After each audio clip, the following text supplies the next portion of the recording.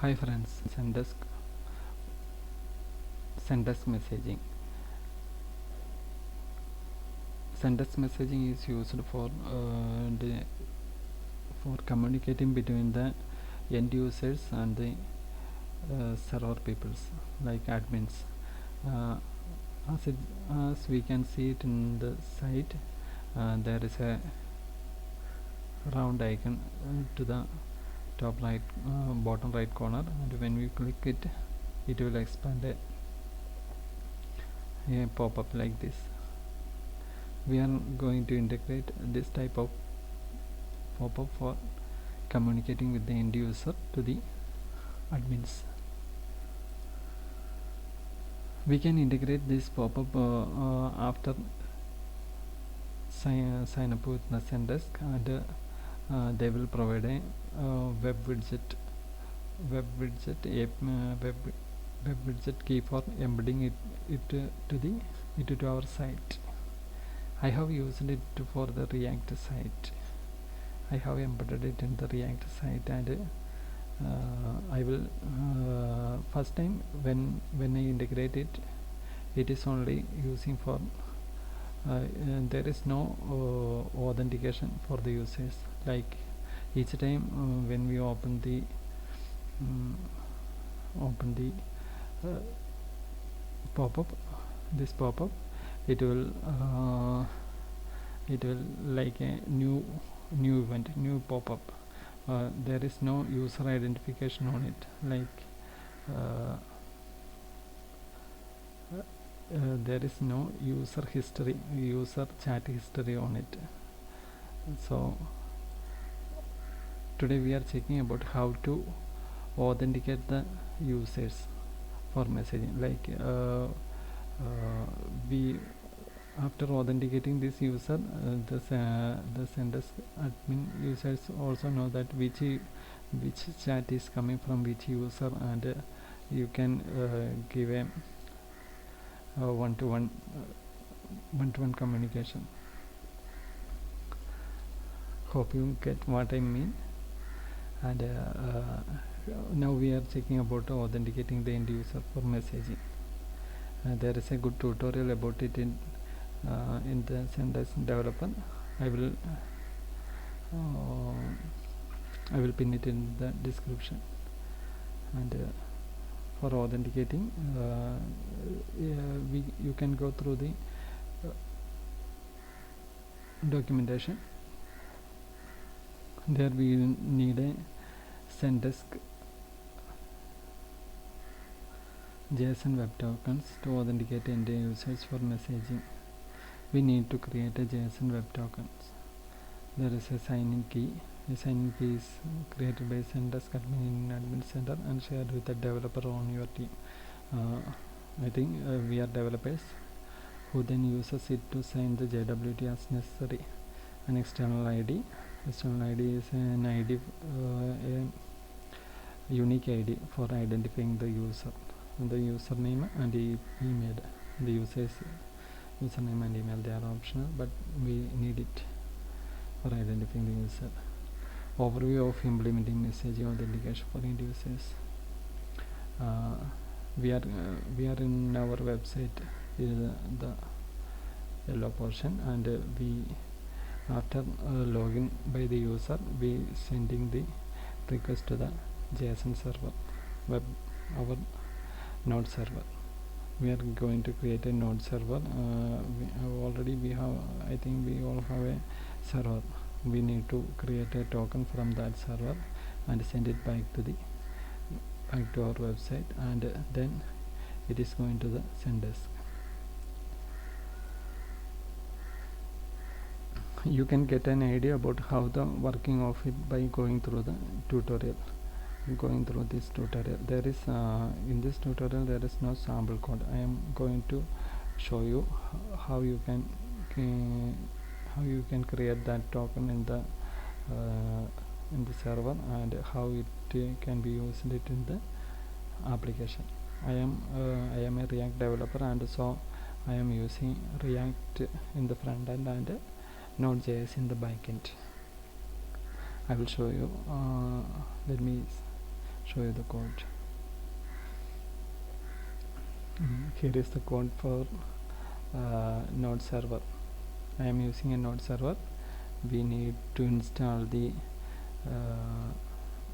this is a basic node server for only for this purpose, for implementing this Zendesk integration. We need a JSON web token, and express is for not for this Zendesk, it is for the server. I think we need course. I have developed it in before a month, so I am not remembering is this course required or not. Anyway, it is there. And then the index.js. Hope you have a good idea about the node server structure. Like we need a require express, requiring course options are setting, express is shading, and it will run in the port 500, JSON web token, and this is the endpoint. I have created app.get token x request result. This endpoint is calling from the front end, and it is creating a timestamp or creating an expiry value, and this key is get from the Zendesk admin section. When we creating the web widget, there we will get this key, and there also we can create the secret in the admin section of the Zendesk. I have the trial account, but it is expired currently, and I am not able to show you how to get this key and secret from there. If you have trial account, you can get the key and secret. You can create the key and the secret from there. Key is the web widget key, and the secret is the secret for the authentication. We need to create a headers section, ALG type and KID key. This key is here, and we are going to create the payload, name, email, external ID. These three values maybe we need to supply it from the front end when calling the token X. We need to use app.post for getting, and currently I am in a testing purpose only this code created, and so I have created I have used this name, email and external ID here. When we actually implementing, we need to pass this name, email, external ID from the front end by app.post the token URL, and we need to create the token using this JWT sign, payload, secret, headers. Then we need to send back this token to the get. This is the main function for creating the token JWT token in this section. You can read here like the process of messaging authentication begins with the admin generating a sign-in key. That sign-in key is in that from the Zendesk admin and providing it to a developer. Then the developer uses the sign-in key to implement the backend service that can create signed JWTs for users as requested. We are created this signed JWTs currently. When requested, the backend service creates and returns JWTs to your website or mobile app. Okay. The JWT created by this server must include a unique external ID, optionally email address and the end user. They are telling like we need a name, email and external ID. Also, anytime the user is logged in, your website and app needs to call an equivalent login API available for web widget and mobile SDK, at which time JWT is passed to Zendesk to verify the claimed identity of the user. Okay, now I will show the front end. This is the nodes. This is the code from the server. It is in the I have created the node server. Now I will show the front end code. Front end code is also simple. it is only using for this Zendesk integration. This is a basic React installation, and I have only added the Zendesk code there. We using the Axios for sending the request to the server. Config. We are adding this address as there is some course issues. If you have no course issues, you can omit this section.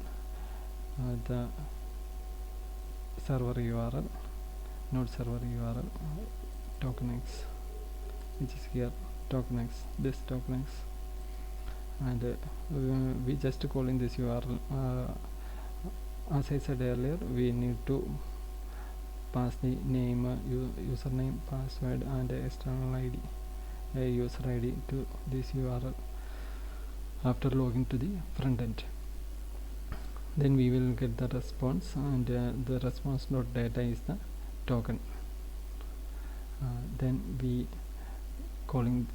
using this messenger login user function call by person response.data. This need to be this section need to be automatically called when the user is login several times, or it is calling several times from the front end for verifying is the user is logged in or not.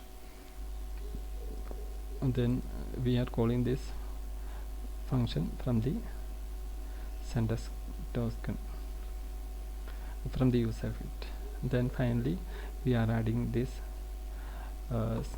tag script embedding code from the Zendesk admin to this.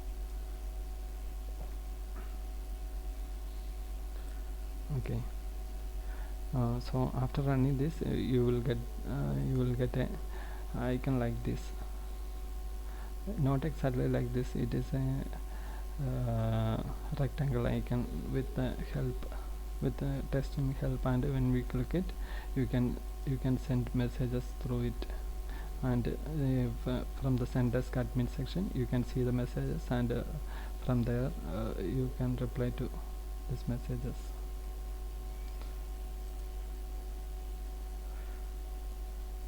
Hope everything is clear, and thank you for watching. And if you like the video, subscribe and share it. Thanks.